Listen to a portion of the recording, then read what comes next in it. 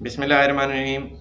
السلام علیکم دوستو، آن لائن سروسز کی طرف سے میں آپ کو خوش آمدید کہتا ہوں اور امید کرتا ہوں کہ آپ سب خیریت سے ہوں گے اور اللہ پاک کی رحمتوں میں ہوں گے۔ ترک ایئر لائن کی جانب سے نئی سفری ہدایات جاری کر دی گئی ہیں، جس پر عمل درآمد آج سے ہی ہوگا۔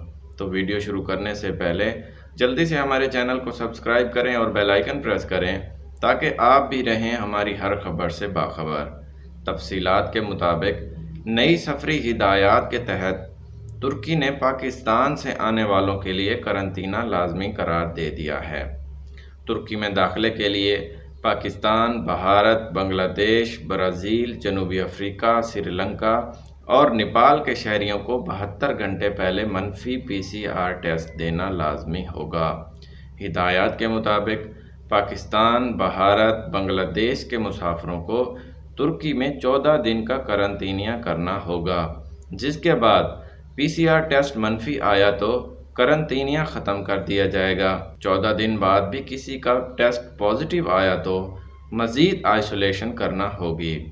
اسی طرح برطانیہ، ایران، مصر اور سنگاپور سے آنے والوں کو بھی ترکی میں داخلے سے 72 گھنٹے پہلے PCR ٹیسٹ دینا لازمی ہوگا۔ ترک ایئر لائن کی نئی سفری ہدایات پر آج سے ہی عمل درآمد یقینی بنایا جا رہا ہے۔ خیال رہے کہ کرونا وبا کے موجودہ حالات کو مد نظر رکھتے ہوئے ترکی نے مذکورہ اقدام اٹھایا ہے۔ تو دوستو، یہ تھی ترکی سے نئی اپڈیٹ جو ہم نے آپ سے شیئر کی۔